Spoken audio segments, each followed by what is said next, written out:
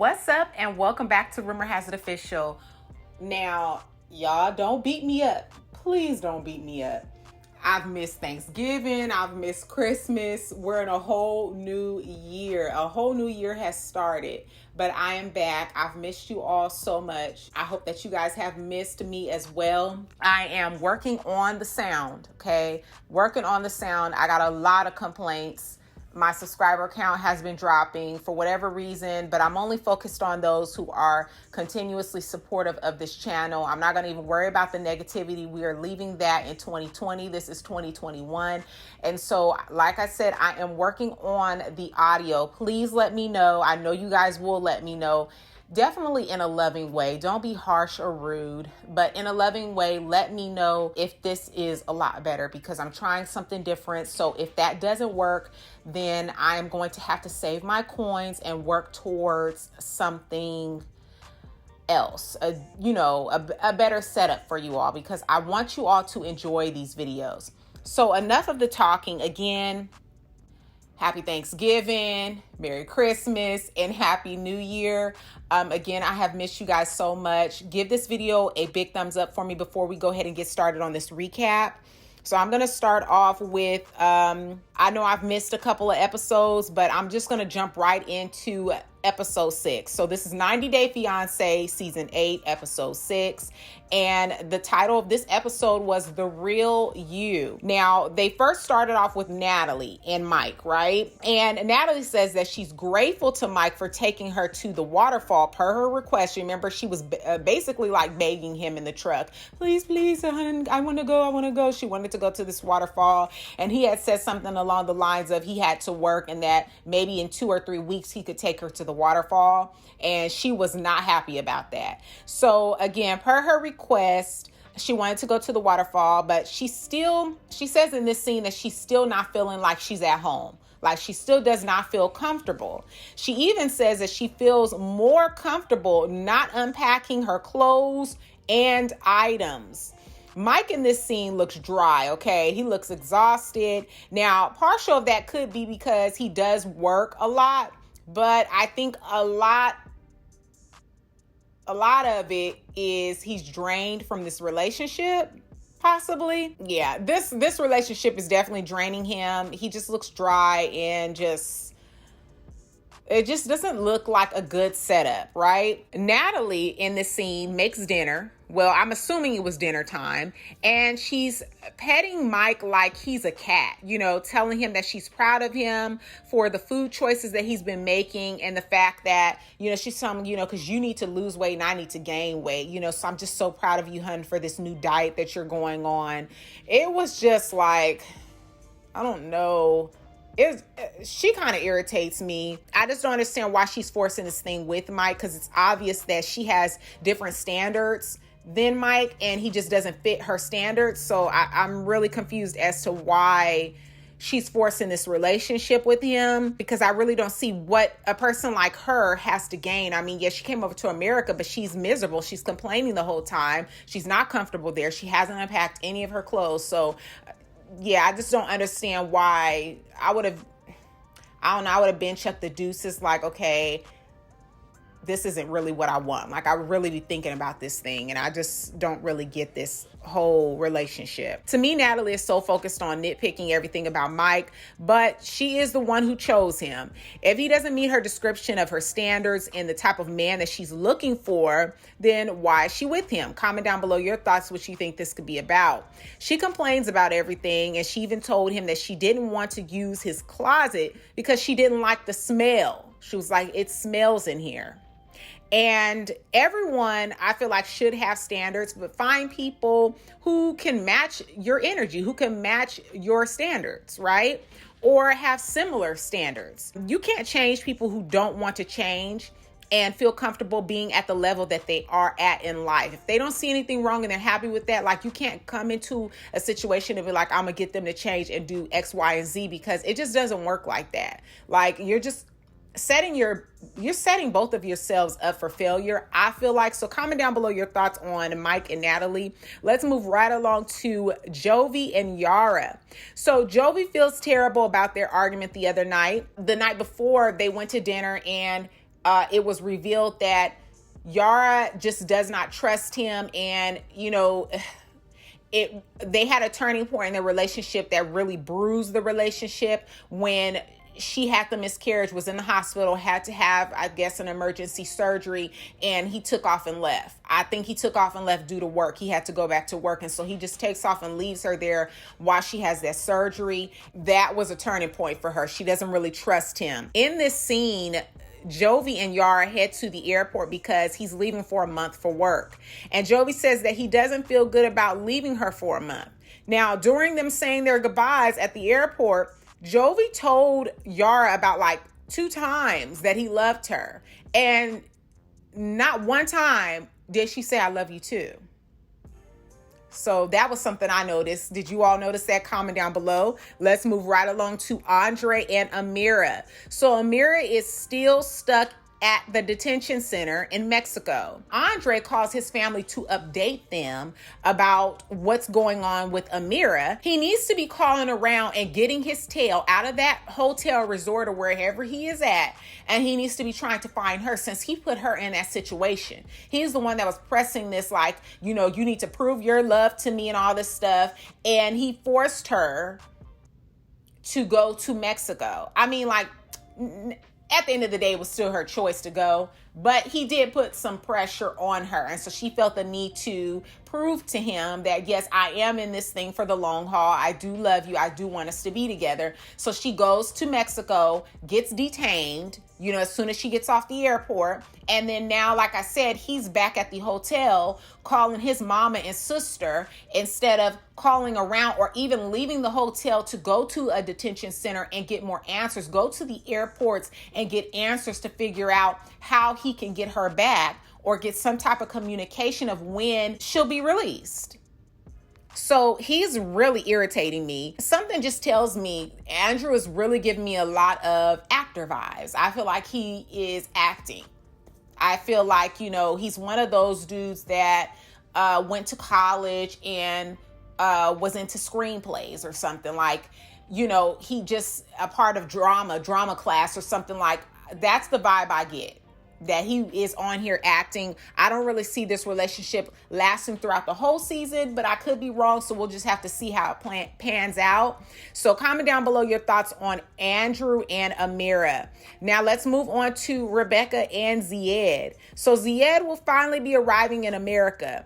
So Rebecca's daughter and her boyfriend are going to the airport with her, and then slide in, okay? They slide this in, that they will be also riding back with them as well. To which Rebecca claims that she had no clue. She didn't know that they were going to do that. Now, it seemed like to me, it was more or less her daughter's idea to go than the daughter's boyfriend, because he looked extremely bothered and like he just had a major attitude. This is not Rebecca's first rodeo. So, with that being said, if I was her daughter, I would set healthy boundaries at a distance and leave her to figure things out, whether the outcome is a good one or bad.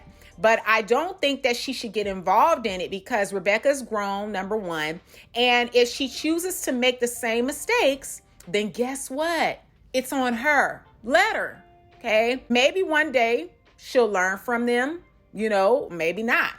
Now, these friends and families of the 90-day fiance couples, to me, they just be too invested, okay? On the way to the airport, how about Rebecca not knowing Zied's age? You would think she would know because of how obsessed she is over him. You got your debit card with his face on it, blankets with his face on it. You seem like you are so into him. So you would definitely know when the dude was born and how old he is. But I think maybe she was nervous because she knows that he is definitely, maybe I think a couple of years older than her daughter's boyfriend, which her daughter's boyfriend I think is like 24 years old. So Zied is only like 27, I think. So yeah, hot mess. So once Zied arrives, the fact that her daughter's boyfriend just stood distant and Zied had to approach him to say hello.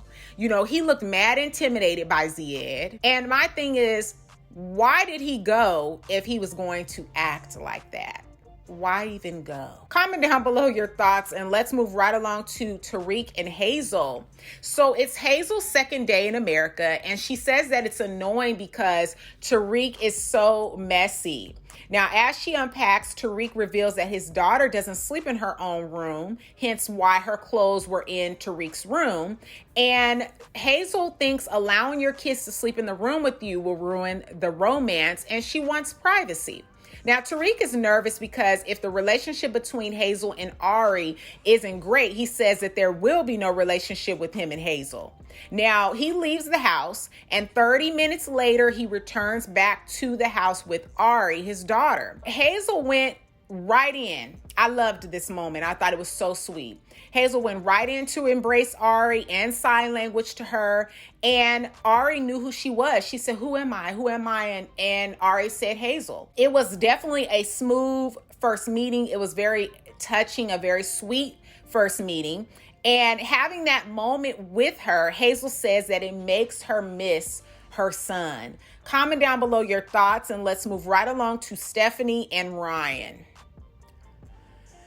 Due to the pandemic, the reopening of the Belizean borders have been pushed back once again, okay?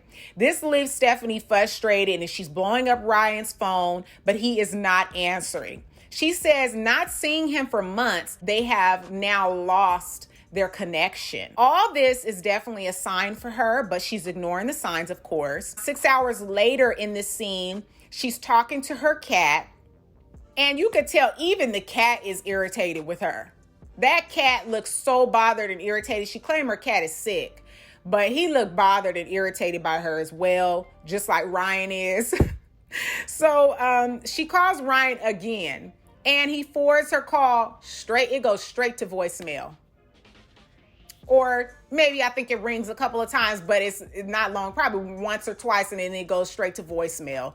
Comment down below your thoughts, and let's move right along to Mike and Natalie. So Natalie says the first month has been challenging for her, and it's boring because she feels so isolated. Adding she's not happy and has no one to talk to and has no friends. The only person she has there is Mike, and he's pretty much always at work. So while she's cleaning the house, she gets a call from her mom and says that her mom is optimistic about Mike. So with that being said, she tells her mom lies when her mom is, wanting to know, is everything good and how is everything going? She tells her mom, everything is going good, right? And that everything's okay there. Now, her mom also notices that Natalie is not wearing her wedding ring. What she failed to tell her mom is that the last time Mike was in Ukraine, that she threw it at him or threw it into his bag for him to go. So at this point right now, Mike is he's treading very slowly to giving her that ring back. He wants to make sure. Right now, there's a lot of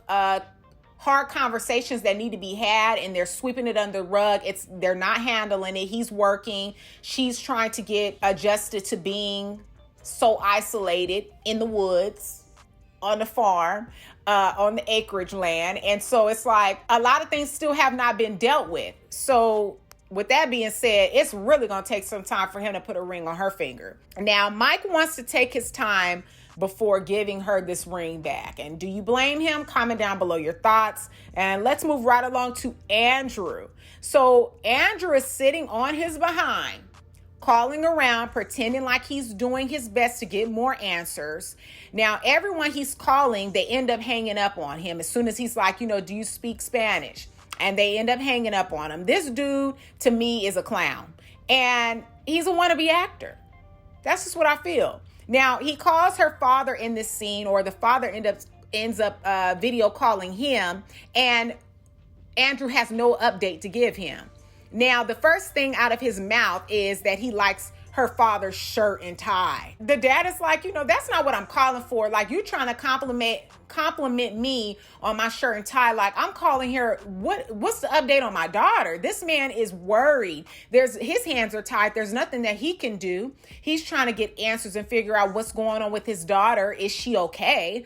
And all he can do is say that he's sorry and isn't hardly making any contact. right? Now, since he was the one forcing her to go to Mexico, you would think that he would have some type of backup plan or would have done some research as to if something was to happen, if she was to be detained, what would he do? What would be the contacts? What would be the connections? Who could he call? You would think he would have had a backup plan just in case something like this happened. So comment down below your thoughts and let's move right back to Tariq and Hazel. So Tariq is having a get together at his place so his close friends can meet Hazel for the first time. I really like the fact of how nice, genuine, and welcoming his friends were to Hazel. They weren't posing rude questions. Instead, they were trying to get to know her, and they even gave her a nice gift. One of his friends, I think Angela, gave her a nice gift like a scarf, and I just thought it was so thoughtful. They bring up her son while they're talking, and Tariq says that they want to give themselves time,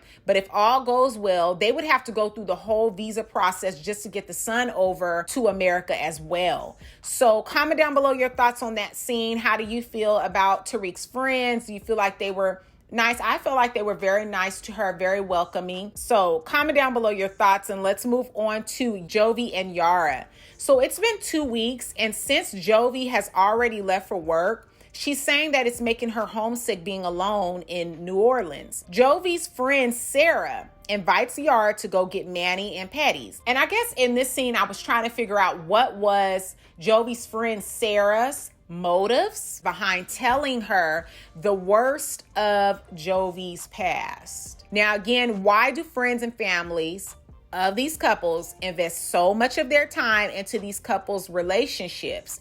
They're all up in the business. To me, it makes no sense to me. To me, she was sabotaging by telling her a lot of negative things about Jovi. You know, she's like, he doesn't even know her. And it's like, do you want to be with him or something underlying? Because I thought you was with the friend and y'all got a baby together. But you seem too invested and too bothered and too worried about what somebody else got going on. If he want to mess up his life or he want to make mistakes, that's his life to live. He have to learn from that.